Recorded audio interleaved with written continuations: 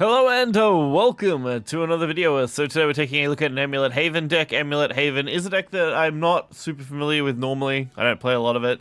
Not one of my favorite decks typically, but this does play more on the aggro side, so it does do pretty well on ladder currently. It's definitely not the best deck, but it's also not the worst deck. It's kind of a nice middle ground, kind of balanced out, which is okay. So we are running, obviously, Winged Statue, which gives us the Holy Falcon, which is a 2/2 Storm. We're also running the other big amulet, Avian Statue, to get another big Regal Falcon, which is a 4/4 Storm. And then in between, it's basically just a very similar engine to Fatigue Haven, where you run an okay amount of removal and an okay amount of amulets that kind of balance it back out. Works quite well. You just buff off all the statues using Lapis and Jean to get whatever you can. And Sacred Griffin for big storm pushes. So, obviously, very solid. You can run more Olivia. I'm currently running 1, but you could probably run anywhere between 2 and 3 pretty easily. I would just drop down probably, I don't know. Honestly, it's hard to say what I would drop down in this deck for more Olivias, but you could probably get away with, like, dropping down to a single Lapis, dropping down to, like, 2 Griffin, and probably be fine. But overall, solid enough deck, and we'll get right into it.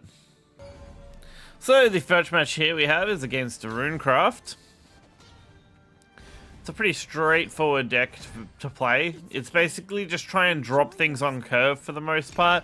Try and get in as much storm damage as you can early so that you can do some big swings late game, like most aggro decks. So if you're used to playing aggro dragon or even aggro sword, it's really not that dissimilar. So we go for the Miyumi. Getting that down early is always pretty good, especially when you can get a 1-drop amulet. Unfortunately, we didn't end up with any 1-drop amulets, but hey, what are you going to do? Rune player got playing it pretty slow, mostly just playing all their draw cards, getting their spell boost going. I ended up just using the search card so we could get another amulet into our hand. Pack of the Beast Princess, a really solid one. Probably my favorite amulet that summons this thing at this stage. Because a 4/4 body is really nice, and you can actually get it pretty early.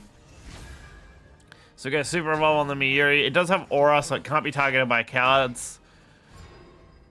It can only be direct attacked, basically, which is pretty good. Or area of effect spells and FX.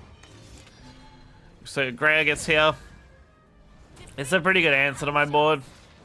Greya is honestly a real pain in the ass. A 5/5 ward is already enough to try and deal with, let alone dealing with Greya. If they back-to-back Greya, it's usually a pretty difficult thing to deal with. So we do see Storm come down, clearing out our 4/4, and then going for more and more spell boost, along with a little bit of healing. Rune having a 3-cost 4 heal is kind of wild. It's a really good amount of healing. So we end up going Guardian Water here with Super Evolve, gets us a guaranteed clear. And we're set to basically top Jean next turn on top of our Falcon, so we're in a pretty nice spot overall. There's not a lot we got to worry about. Rune isn't doing a lot turn 7 outside of just dropping could normally, so I wasn't concerned. Although that is kind of annoying, them dropping the 7/7.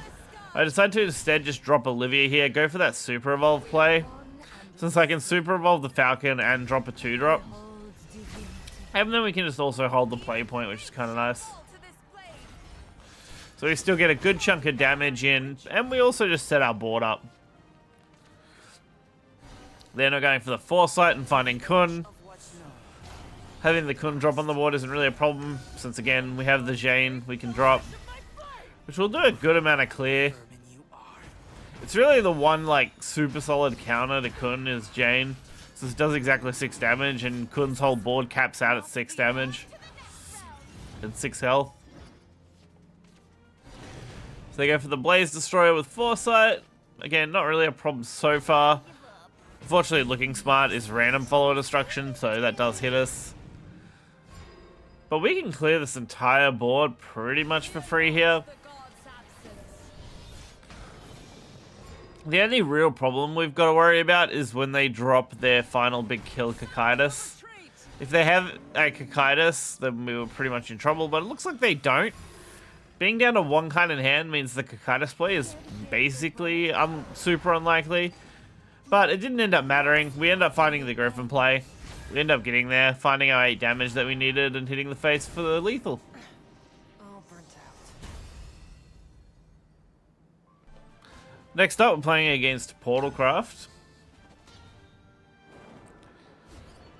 There was some janky stuff going on with my groups during these matches too. Like, these matches were against Ruby, I believe, but then eventually I ended up D-ranking into Topaz, even though I ended up going, like, I think 50%, 55% with this deck, like, range, which wasn't bad, considering I only played, you know, 6 to 10 game range. So we end up just dropping our amulets pretty early here, which isn't bad. We can get a pretty good setup going. The 4-4 will deal with a lot of this, so it's not too big a concern. I end up just going Dose of Holiness so I can pop it. That way I can keep my Tiger till next turn. Especially when I'm going to get my draws as well. They end up dropping their 3-2, which does have to be dealt with. Can't really leave that there, unfortunately. But that's alright. We'll just set up a few more amulets and run our turn out. So this is where they can drop their 5 costs. Luckily they don't. They end up just going for the puppet play, which makes some sense. Killing the 4-1 for free with a puppet is kind of value there. They're slowly setting up these artifacts.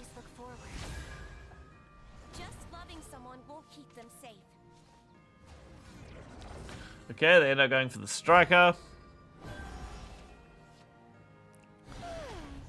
And then we have water. So water is a full clear here, although we do have to attack into the 4-5, leaving it on just 1. But I think for both the heal and the full removal, that's worth it here.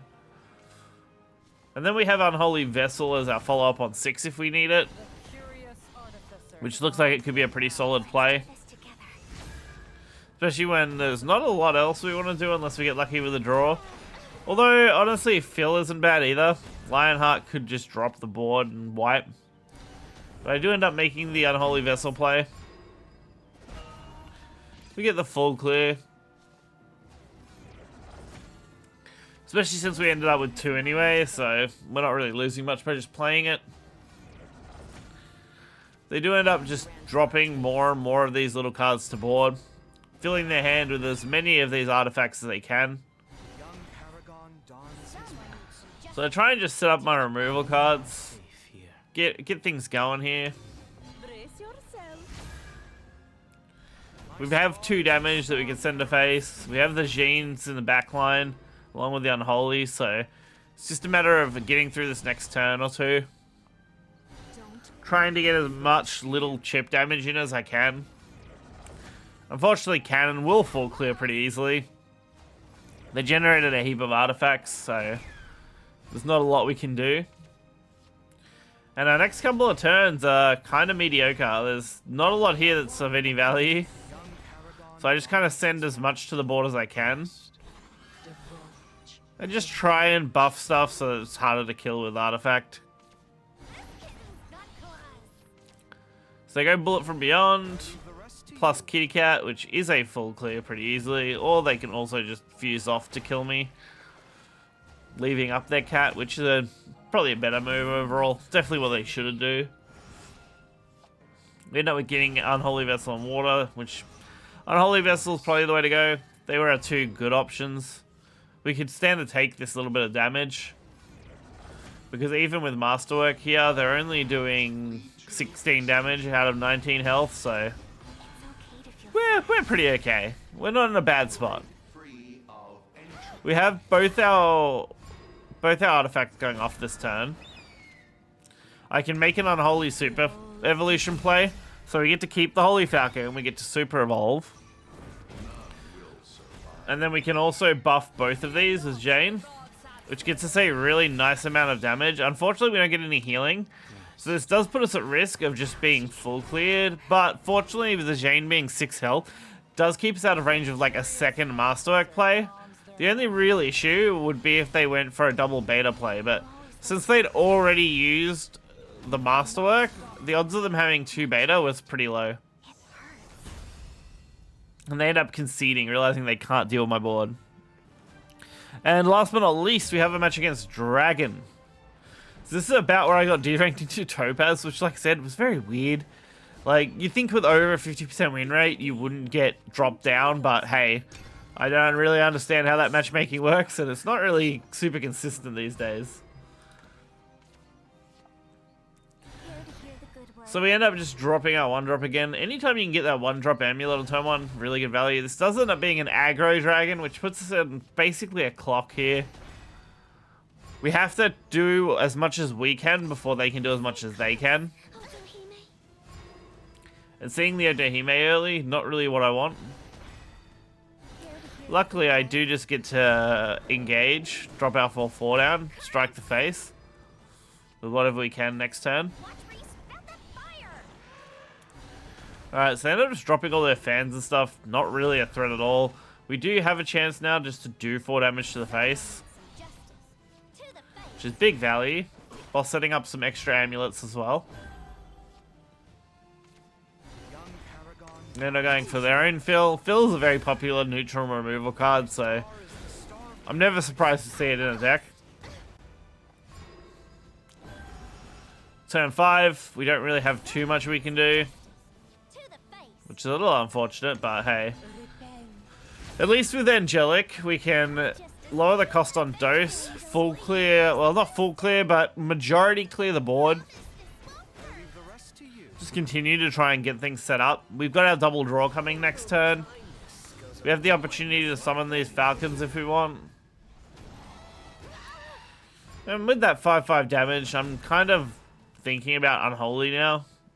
Although Lionheart actually does a better job, so that's a better way to clear here without having to use the Unholy.